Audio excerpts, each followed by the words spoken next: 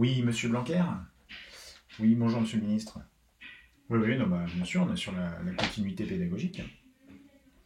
Là, bah, je suis en train de travailler là, pour mes étudiants sur le logiciel Excel. Oui, oui, ça avance bien, oui. Hein? Ah, d'accord.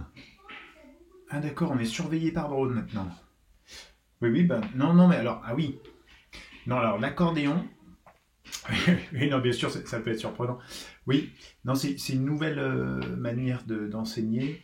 C'est-à-dire qu'en fait, je suis en train de faire une chanson pour leur permettre d'apprendre les formules de probabilité. Voilà. Oui, non, je vous la chante pas maintenant. Voilà, oui, non, je vous laisse travailler, monsieur le ministre. Bon, au revoir, monsieur le ministre. Il faut se mettre au boulot là. Non, non, sérieusement là, arrêtez de plaisanter là. Kevin, tu te tais au fond et tu bosses. Allez, c'est parti. Dans cette nouvelle vidéo, je vais vous expliquer un peu plus en détail comment on fait la recherche exacte avec la fonction recherche V que vous voyez écrit ici dans la question. Ce qui était précisé dans votre livret Excel, c'est qu'on avait une liste des employés. Donc le document Excel, je vous l'affiche à l'écran, c'était celui-ci. Vous aviez cette feuille employés et vous aviez un état Mars à réaliser qui à la fin doit ressembler à celui-ci. Pour bien vous faire comprendre l'objectif final de ce genre d'exercice, je vous montre tout de suite le produit fini, c'est-à-dire le modèle que l'on peut obtenir. Pour n'importe quel mois, il suffit de connaître le code d'un employé, donc dans cette liste-là. Si l'on sait que, par exemple, Jonathan Waterman, code 1591 a travaillé, eh bien on va écrire 1591 dans cette colonne, et automatiquement, toutes les informations de Jonathan vont s'afficher. Et ça va être plus efficace quand même que des copier-coller. Ensuite, il suffit d'indiquer combien d'heures a travaillé ce fameux Jonathan. Imaginons qu'il ait travaillé 10 heures. On rentre le nombre d'heures 10 et on a automatiquement le total qu'on devra payer et le total général s'affiche. Si un deuxième employé a travaillé ce mois-là, imaginons Bertrand Tixier, 1754, on rentre 1754, il a travaillé 25 heures, j'invente, et on voit là, automatiquement, le salaire s'ajoute. Et enfin, allez, un dernier, pour la route, imaginons que Fabrice Tillan, 2696,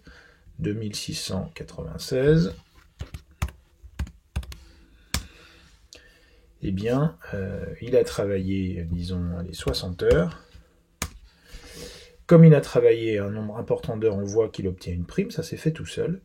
Et on a la rémunération qu'il va obtenir, et le total est fait automatiquement. Donc voilà, c'est vraiment ce produit fini qu'il fallait essayer d'obtenir. Je repars donc de zéro devant vous pour obtenir ce fameux état Mars qu'il fallait faire en premier. Donc pour faire la fonction recherche, pour demander à Excel de rechercher ce code 2131 et d'afficher le nom de l'employé correspondant, on va commencer par nommer ce tableau qui contient l'ensemble des employés. Je le sélectionne en intégralité et dans la zone de nom qui est ici, je choisis un nom, celui que je veux, assez court, par exemple. Allez, pour moi, ce sera tableau, T-A-B-L-O, pour faire très simple. Et je valide avec la touche entrée.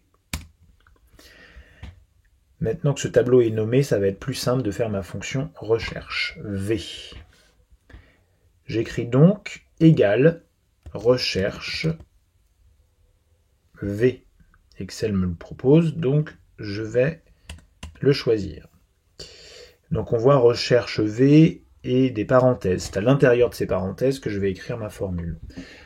En premier lieu, il faut désigner la valeur cherchée. Excel va devoir chercher ce code de 1131. Ensuite, je mets un point-virgule. Je dois maintenant renseigner ce que Excel appelle table matrice. C'est le tableau dans lequel on a toutes les informations. Celui que je viens de renommer TABLO. Vous voyez que c'est plus simple de lui avoir donné un nom court pour le renseigner ici. Maintenant, numéro, index, colonne. Ça, c'est dans quelle colonne de ce fameux tableau TABLO se trouve ce que je veux qu'Excel affiche, à savoir le nom. Moi, je connais ce tableau par cœur. Je sais qu'il se trouve dans la colonne numéro 2. Et enfin, on doit renseigner s'il s'agit d'une valeur exacte que l'on cherche ou d'une valeur approchée. Alors, dans cet exercice-là, à la différence de l'exercice 1, il s'agit de faire une recherche exacte. Donc je vais écrire faux. Pour Excel, cela va lui indiquer qu'il s'agit d'une recherche exacte. C'est comme ça. Si on écrit vrai, c'est une recherche approchée. Si on y écrit faux, c'est une recherche exacte. Et je valide. Et on voit qu'Excel, en validant cette formule, a trouvé le nom correspondant à 2131. C'est bien le bon, vous pourrez vérifier si vous avez un doute. J'étire maintenant cette formule jusqu'en bas de mon tableau. Je le fais volontairement, je vous expliquerai après pourquoi. Et voilà, on voit que la formule a été appliquée de partout. Mais elle n'a pas toujours bien fonctionné. Alors, première chose, il y a deux choses que l'on va transformer et qui étaient indiquées dans le livret que l'on vous a distribué. Donc ce livret, si je l'affiche de nouveau ici, qu'est-ce qu'on vous disait? On vous disait saisir les formules permettant de trouver le nom en faisant une fonction recherche V. Et petit b, c'est ce que je vais faire maintenant, rajouter une formule conditionnelle au départ de ces formules afin qu'aucun message d'erreur ou texte ne soit écrit si la cellule contenant le code est vide. Vous voyez ici, eh bien, la cellule contenant le code est vide, à partir d'ici, et en face, j'ai un message d'erreur qui apparaît, et c'est pas très beau.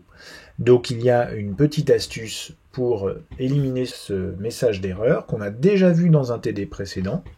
C'est la formule SI, S-I, et j'ouvre une parenthèse. Le test logique, petite astuce à connaître, ça va être celui-ci. Je clique sur A6. Et je mets égal et je mets 2 guillemets. Voilà le test logique. Excel va donc faire le test suivant. Si la cellule A6 est égale à rien du tout, c'est-à-dire si elle est vide, que doit faire Excel dans ce cas? C'est ce que je vais mettre après le point virgule. Eh bien, il ne doit rien afficher. Et ne rien afficher, cela correspond à double guillemets pour Excel.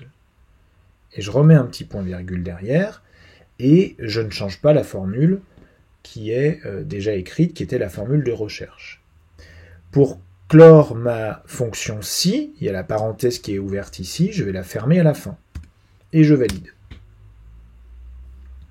Alors ça n'a rien changé pour cette case, mais on va étirer maintenant de nouveau jusqu'en bas, maintenant qu'on a rajouté cette fonction SI. Et qu'est-ce qui se passe? Eh bien on voit qu'en face de chacune des cases vides dans lesquelles est censé se trouver un code, eh bien, il n'y a aucun message d'erreur qui apparaît en face. Maintenant, si je remplis un code, si je mets le code de 1831, ce qui n'était pas demandé, mais voilà, je le fais devant vous, eh bien, à ce moment-là, dès qu'il y a un code, Excel le cherche et trouve le nom qui correspond. Et si je l'efface, eh bien, Excel n'affiche plus rien. On a un dernier petit problème qui s'affiche ici, c'est ce fameux message d'erreur en face de 1568. Alors ça, c'était optionnel dans le TD, mais je vais le faire quand même. On vous demandait, en bonus, rajouter une formule conditionnelle afin que la formule indique client inexistant lorsque le code saisi n'existe pas. Eh bien, c'est exactement ce qui se passe ici. Le code qui a été saisi est en fait un code, on peut le vérifier dans Employé, qui n'existe pas. 1568, il n'y est pas. Donc c'était un petit piège en fait qui était donné. Alors justement pour aider l'utilisateur de ce document à comprendre l'erreur qui s'est produite, eh bien on va rajouter ce message. On va mettre une formule, à nouveau ici, devant le si. On va mettre si erreur. C'est-à-dire si une erreur se produit dans cette grande formule qu'on a déjà créée. Donc s'il y a une erreur, que doit faire Excel? Donc j'ai mis un point-virgule ici, c'est la manière de l'écrire. Si erreur dans cette grande formule, alors eh bien Excel va, plutôt que d'afficher dièse NA, on peut lui forcer, lui indiquer d'indiquer un message de texte, par exemple, code inexistant. Et je ferme ma parenthèse. Et je valide. Vous voyez qu'ici, plutôt que d'indiquer dièse NA, comme Excel a rencontré une erreur en faisant cette formule, il indique que le code n'existe pas. Et je peux étirer cette formule aussi bien vers le haut que vers le bas. On voit que eh bien, maintenant, la formule fonctionne de partout. Il n'y a aucun message bizarre qui apparaît à l'écran. Voilà, j'ai terminé pour l'explication de cette recherche V et des options qu'on a rajoutées, à savoir mettre une case vide et non pas dièse NA lorsque le code n'est pas renseigné. Et le petit bonus, mettre un message personnalisé lorsque le code n'existe pas. Cette fonction recherche était à faire après dans la colonne prénom, dans la colonne taux horaire, sur le même principe, mais je ne le fais pas en détail devant vous. J'afficherai le corrigé sur Claroline avec toutes les formules pour chacune des colonnes. Voilà, à très vite pour une prochaine vidéo sur l'explication cette fois du montant, de la prime et du total et voilà, du produit fini avec sa mise en forme. Mais je m'arrête là pour la fonction recherche. J'espère que ça vous aura été utile. À très bientôt.